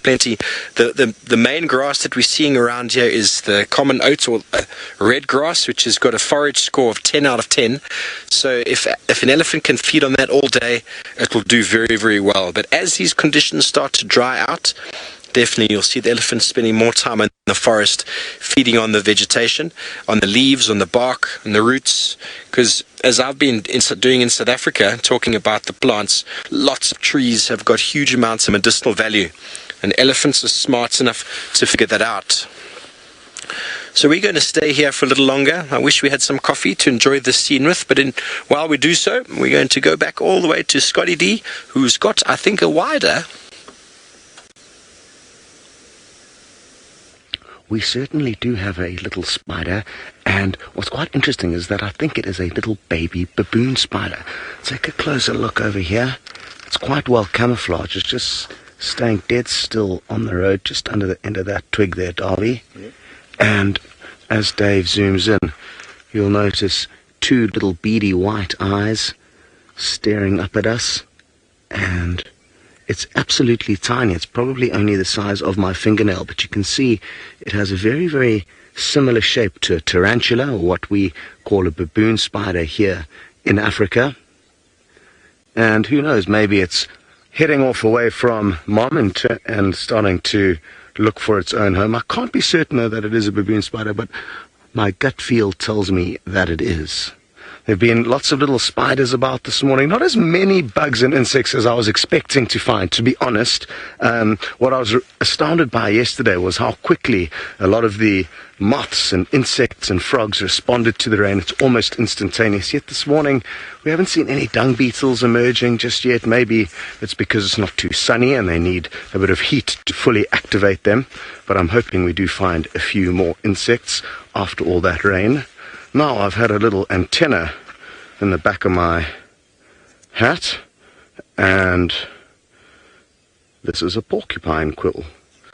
Now, it's essentially a porcupine's hair follicle. It's just quite hard, but, I mean, they're not incredibly hard. I mean, you can see it's quite easy to bend them, and you do get many various different lengths of these. So you get some shorter, thicker ones. This is a kind of medium length one, and also medium thickness. But you also get some very long, thin, almost hair-like quills. And this is the side that sticks into the body. It's remarkable how little of the quill actually sticks into the body. Probably only about between my thumb and my forefinger there is what actually sticks into the porcupine's skin, and the rest is exposed. Great defensive mechanism for the porcupine. However, leopards from time to time, as well as lions, can still manage to catch porcupine. They often get one or two spikes or quills in them along the way. Porcupine cannot shoot their quills. That is some false marketing that was done. on them. So what they tend to do is actually just reverse into you, and then they'll run away, and then they'll reverse back into their predators and spread their quills out, kind of fanning them out almost like a peacock fans its tail out. And they can also rattle their quills, which can sound quite intimidating. Sadly, it's an animal we don't see very much here on Djuma. They do occur here for a couple of reasons. We don't see them. They are nocturnal, and I don't think there's huge populations of them, but they definitely are here. The largest rodent in Africa. Now, we've had absolutely no joy with any tracks, so sadly the rain has just washed everything away, and having to kind of start from scratch. We're basically just hoping to stumble upon some fresh sign, but no joy so far. Philip, you'd like to know what would happen if we took Herbie and or Rexon into the Masai Mara in terms of their knowledge that they'd be able to apply there.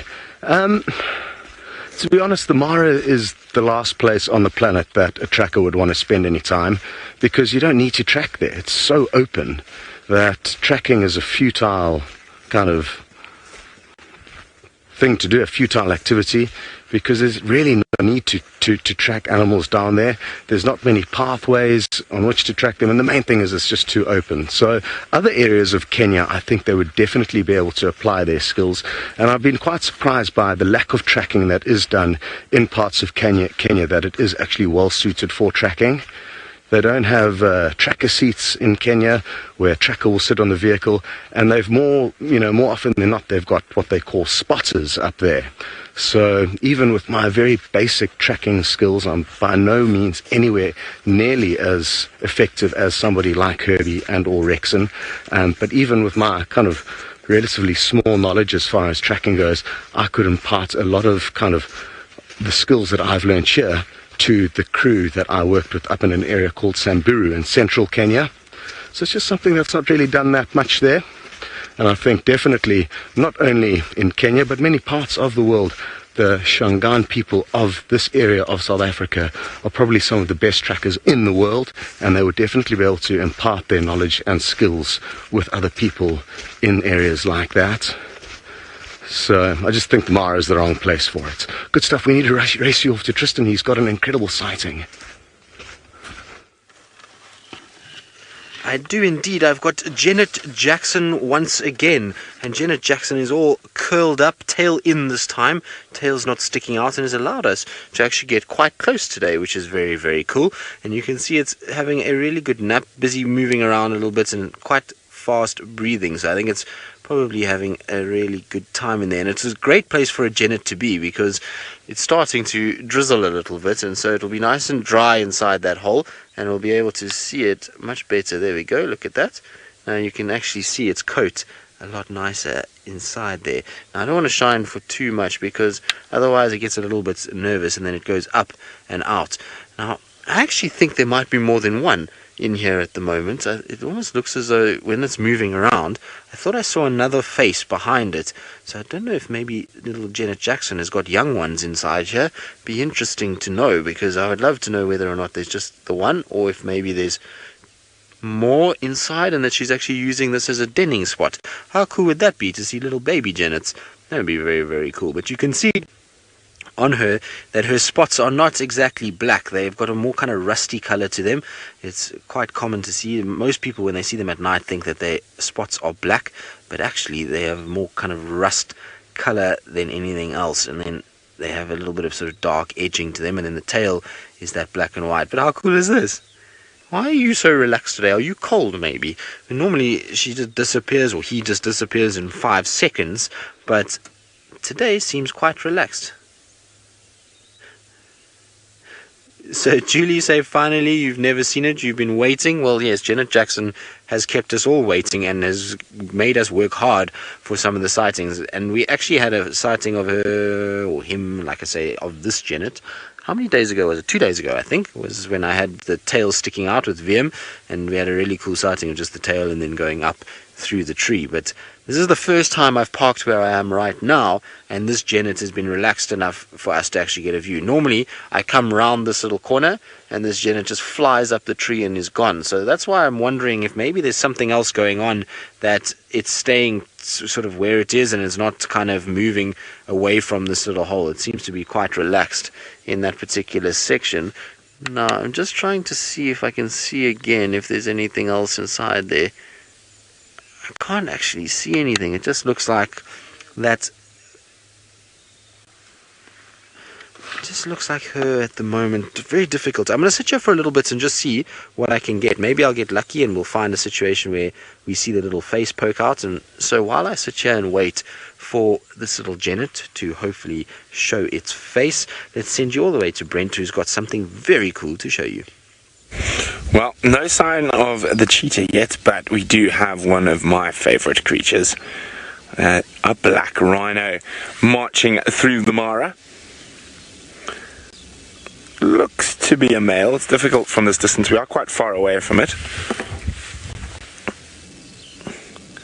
Hello, mister. Yes, it is a male.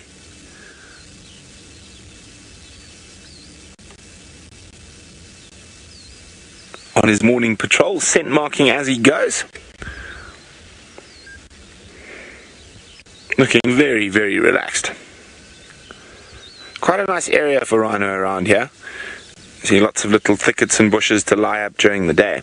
But when the black rhino feed quite often in the Mara, they come out and onto the open grasslands, and you can see these small bushes that are growing there. So sometimes it looks like they're eating grass, but they're actually not. They're feeding off the small bushes that are just growing. And he's got quite a nice caking of mud over him and his face. Now, rhinos actually maintain their horns, so they groom their horns quite extensively by rubbing it on rocks and specific trees and posts, and they like to keep their horn in good condition. There we go, he's disappearing. It's a bit of a thicket. He'll pop out again now. And you can see this guy looks like he's been in a bit of a fight. So when they do fight, the tips sometimes break off, and then they will work hard to get that tip sharp again, and they'll do that by grooming it against trees and rocks.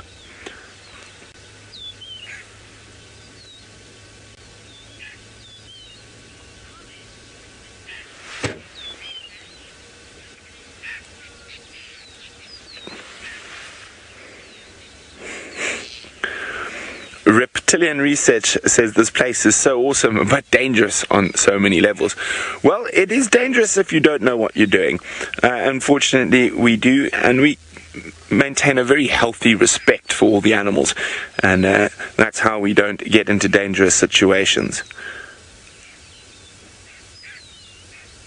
Now, as it gets warmer, I'm sure this rhino is going to head into one of these little thickets like he's doing at the moment, find a nice spot to have a nap and a snooze before heading out to feed again. We're going to continue on, see what else we can find amongst these lovely valleys here in the eastern Masai Mara. While we do that, Steve is in the western Mara with another big grey beast that shouldn't be out of the water at this time of the day. Yes, we had a big bottom out the water, and he's just like Brent's rhino, he's just gone around the edge. We are on the Mara River now, and correct, we are in the west, and we had a hippo who was moving. It's quite awesome to see the light off of his shiny bottom. Let's see if we can... Oh, I don't know about this, Arch. What do you think? No? We'll probably go through there. Hold on, folks.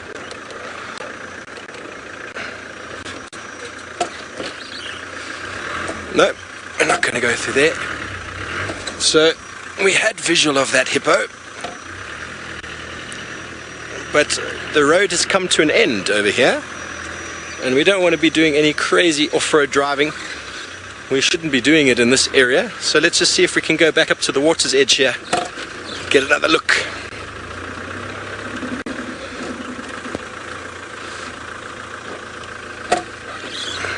I do prefer the vehicles in Djuma, I am not going to lie. They do seem to have a far better turning circle.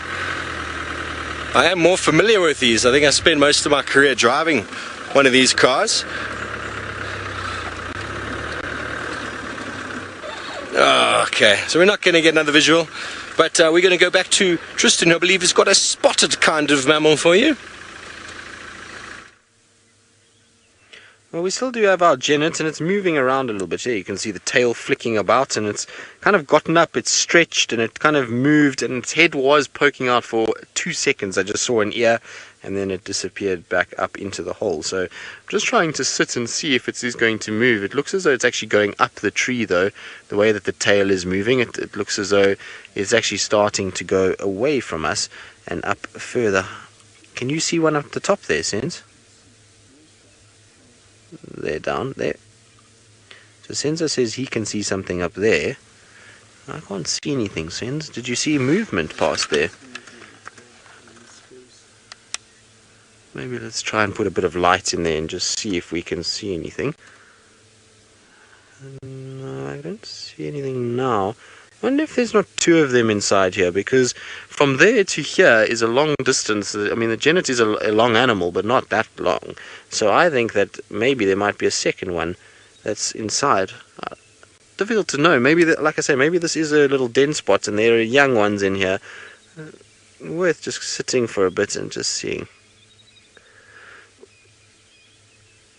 So Anna Marie, you're wondering what call or sound does a Genet make? Is it like a cat?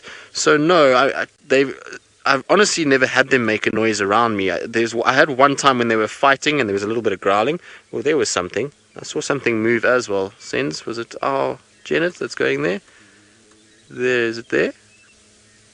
Can you see something? It looks like it might be going up this individual. Let's have a look. We'll just have to see. There we go. What's that? There's something moving there.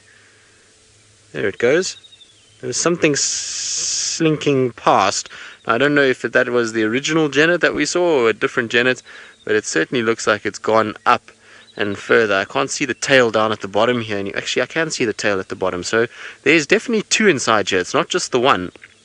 There is most definitely two Genets in here, which is very, very cool to see. So maybe the skittish one is the one that was on top, and the more sort of relaxed one is the one down below. Because I can actually still see its tail right down at the bottom here. You can just see it's kind of sticking out in the hole itself. Might be the angle for Senzo, might not work, but I can see perfectly into the hole, and I can see the little ringed tail sitting there. So definitely more than one Genet inside. I'm going to try and just move a little bit so you guys can see into the hole. Oh no, there it goes. You can see it climbing up. It's gone all the way up now.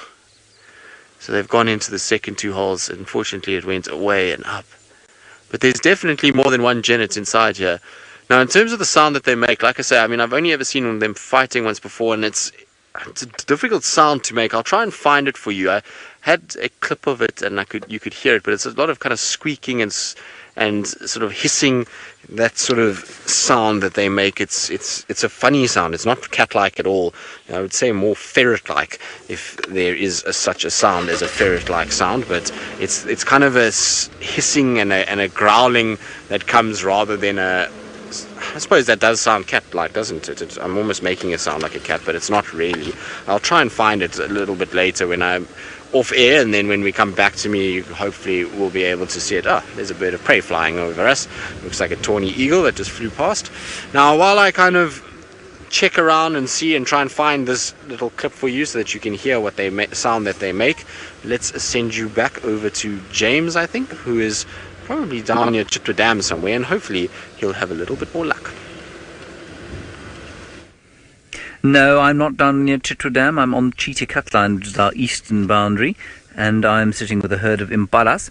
And my intention from here is to head towards the little old hyena den that's not far from here and see if we can drive Ronald inside and see what he can see. I brought my torch, onto which, so I will strap my torch onto Ronald, and we'll see what he can see inside the hole. Otherwise, things got a little bit rainy. Now they're brightening up a bit. And as I said, there were reports of a male lion mating with a female, so another Birmingham boy not too far from here. there were quite a few vehicles sort of circling the area trying to get into the sighting, so we might go back there a little bit later. There were some thoughts that it was Amber Eyes, the female, but then others said no, it wasn't, so I'm afraid we haven't any idea. Now this is quite interesting. Given the choice, as far as I understand it, a mixed feeder like an impala will graze. But when there has been a lack of rain, they will turn to browsing like that one has. And what he's browsing is the young shoots of a flaky thorn tree, the Chilia exuvialis. And this one seems to be, yeah, no, same thing really. Eating little forbs, not going much for the grass. Now we're on to grass. It's one of the things, of course, that makes an impala a successful species, that it can alternate between leaves and grasses.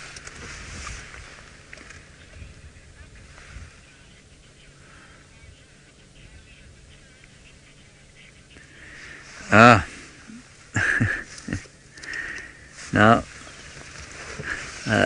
some of you are wondering about my tag here in Guide Monkey. You say like many, what is it, like many whatties? Icelandic fishermen. I'm required by law to carry a tag in case something happens to me or I get lost, and I can then be returned from whence I've come. This, in fact, indicates that I am very sweet and juicy. There it is. And that I'm a queen pineapple. And you are Yes. Janine, you say that Wild Earth has put me up for sale. No, they wouldn't do that. They'd want to raise some capital as opposed to have to pay to get someone to take me off their hands. It came off this pineapple, which I can't tell you about right now. But it's got something to do with Safari Bingo, which is going to happen during the TV show. Watch this space. Alright, let's go around towards the hyena den. I just want to quickly tell these guys on the radio that there are lions there. Tax, there are 2 lions mating just to the east of Chitwa on Gari Main. I think there are 2 stations from the east there. I was just helping them there because they're not on that channel. Okay, let's see if we can't get lucky with our little hyena den. Ooh, there's one of the birds that we spoke about extensively today. A red-backed shrike, a female.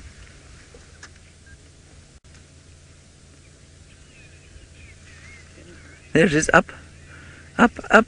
Okay, we're going to go across there. Now it's flying down across to Brent in the Masai Mara, who does not have a red-backed shrike.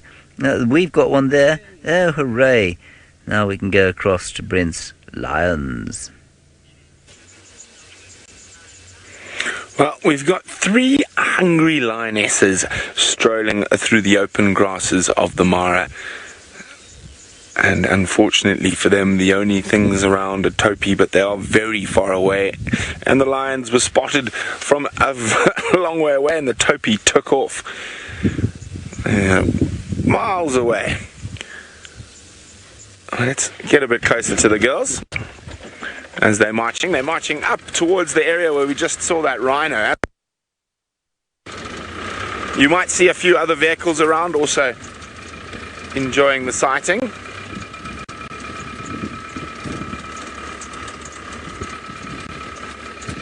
Now, I'm pretty sure once I get a bit closer to these girls, it could be the pride that's got some very small cubs at the moment, and that could be why they were out on the hunt this late in the morning.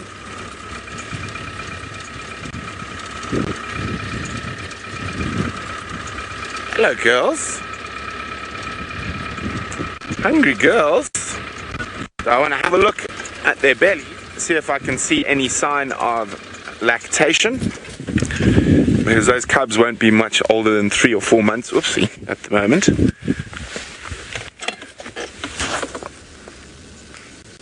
Yeah, definitely lactating on the front lioness at least. Looking at the topi in the distance, but unfortunately the grass cover here is not too good.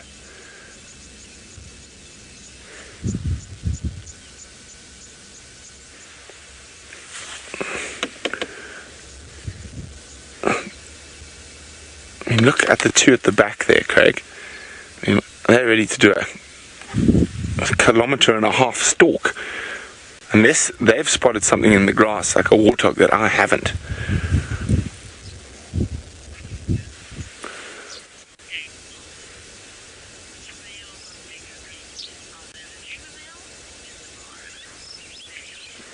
Dale is wondering which male lions I think are bigger, the males in the Sabi sands or the males in the Mara.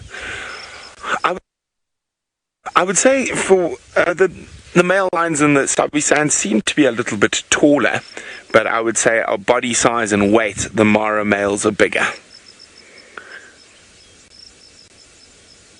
Yes, she's very confused. Unless there's a scrub hare right next to her. Those... hang on.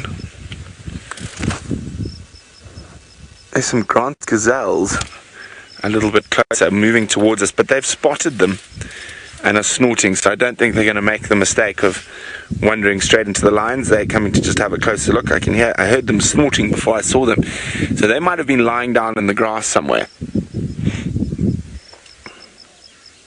Yeah, quite far away.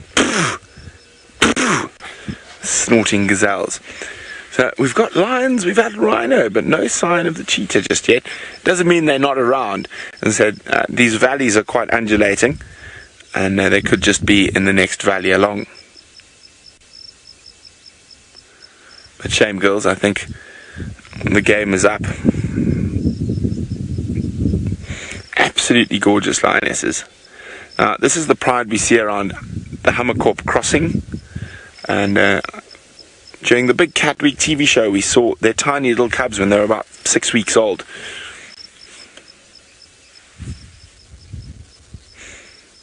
Well, still on the move, but giving up on the gazelles. I think she might plop down, not too much longer.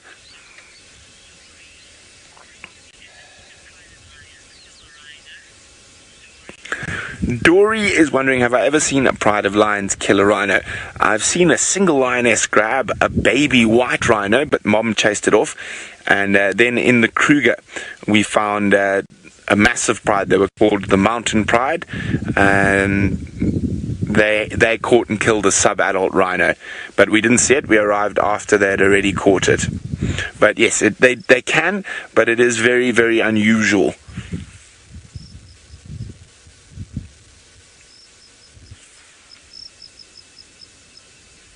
These girls are hungry, and I suppose, there were at least 8 or 9 little cubs to feed. A second lioness is on her way. I want to see if she's also lactating. Yep. You can see the suckle marks. So at least 2 of them are lactating.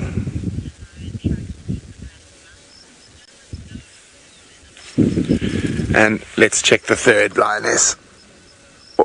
Also lactating. So all 3 of them have cubs at the moment, and that's probably why they are still out hunting at this hour, and while it's getting a bit warmer. Banana would like to know, would a lion try attack a black mamba, or would they know? No, they'll generally try avoid all snakes, apart from pythons, which is a big snake, so a big meal. But yes, they will generally avoid mambas, puff adders, cobras.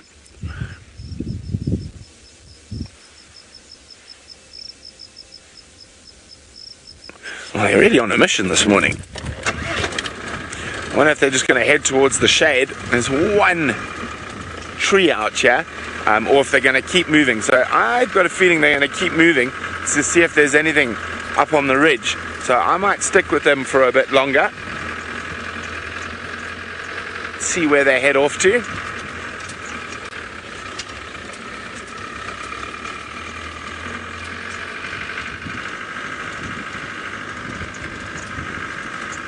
But unfortunately for them, yeah, the Grant's gazelles and the Topi spotted them from a mile away. Maybe they'll have a little bit more luck as they head towards those croton thickets on the top of the ridge there. They might be able to surprise something in that area.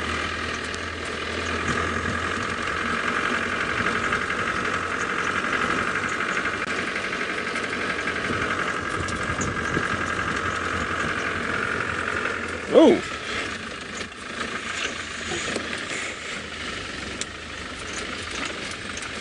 I don't think I've seen this in the Mara before. Let's see. Okay, I can get some here. Hopefully I don't fall out of the car.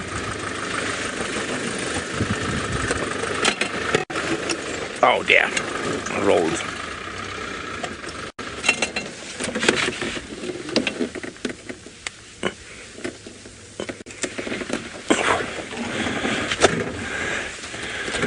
Looks like a type of hemizygia. Wow, really interesting smell. So the hemizygias are all aromatic herbs, and the one we get in the Sabi sands smells like coconut oil. This one, however, smells like black pepper. Like literally exactly like black pepper. Yeah, Craig.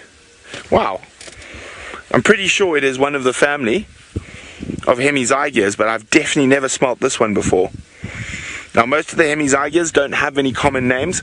They only have scientific names. I'm going to have to do some research. That's very, very cool. I mean, almost exactly like black pepper. But they all look quite similar with these little pink flowers. Very pretty little sort of pinky purple flowers. One of the aromatic herbs that grow quite commonly in Africa. Okay, well, let's keep up with the girls. They've made some distance ahead of us. Let's keep that, see if I can find out anything more about it.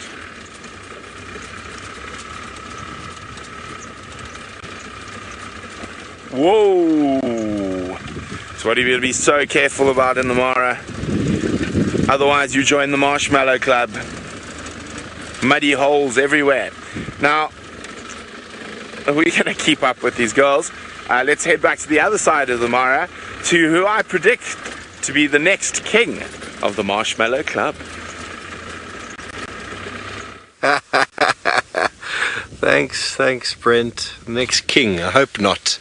This morning was close. But folks, we saw some hyena running across the plain, and they were calling, and we have come into the area, and look what we have found. We have found some lions feeding on something. We have no idea what. It only seems like there's 2 lions there, but what amazes me is that there's about 12 hyena all hanging around, but very far away. Oh, there's 3 lions there. Very far away. They're more than like 100, maybe 200 yards away from those lions. It's possible that they might, because they're building their ranks. 1, 2, 3, 4, 5, 6, 7, 8, 9, 10, 11, 12. I've got about 14 hyena in all. And there's a big perimeter around these lions.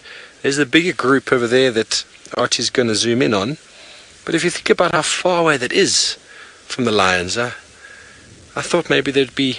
someone asked me what am I looking forward to most, and I'm looking forward to a clan of hyenas going in and giving a pride of lions a hard time. It's hard to film that when the hyena don't go near the lions, but maybe that's what we see on the documentaries.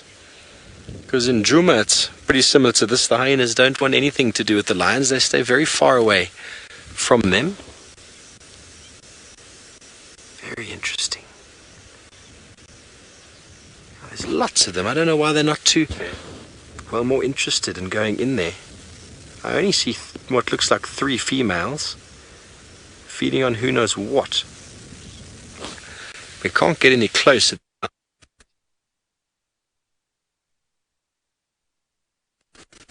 Look at that. A little bit of movement.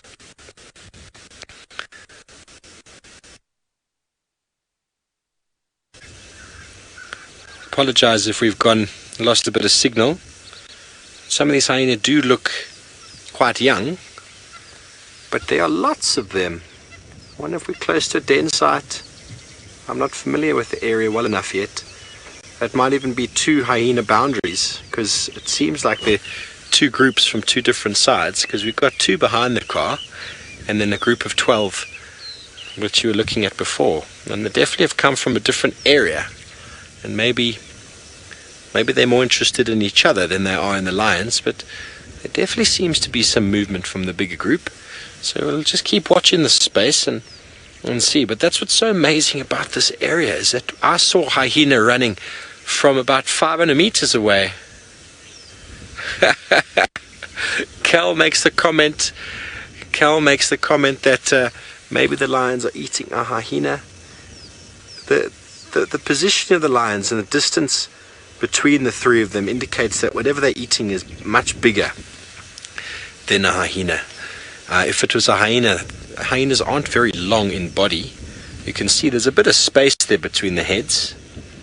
So I'd say it's probably some form of antelope. Hyenas everywhere. This is crazy. I'd love to see what's going on. They are slowly coming closer, but the hyena that's just in front of us here, there's definitely interaction between it and this group that's now emerging on the left. You can see them now. He's looking at them, more interested in them than the lions, and Archie's going to get them now. They're coming in quite a nice number. There they're slowly coming. They cross the little drainage line. There's 1, 2, 3, 4, 5. There's about 7 of them. There were a few more behind that I think they've just stayed behind. They're not too interested. But let's see what happens between these hyena, first of all.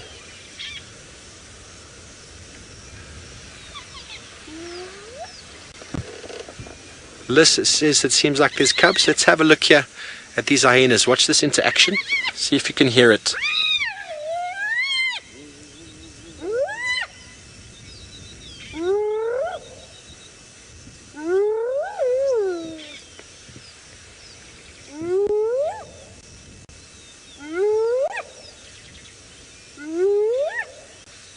Bit of a greeting ceremony going on. You can see that the genitals are being displayed. It's a sign of submissive behavior. Hyenas like to do that. They'll walk up to each other if they haven't seen each other and show their most private parts to their most dangerous parts. And if they don't do that, they're not showing respect, and then they will get beaten. So it's a very good sign of submissive behavior to walk in and show your fellows where you stand, and there is a definite hierarchy amongst hyena.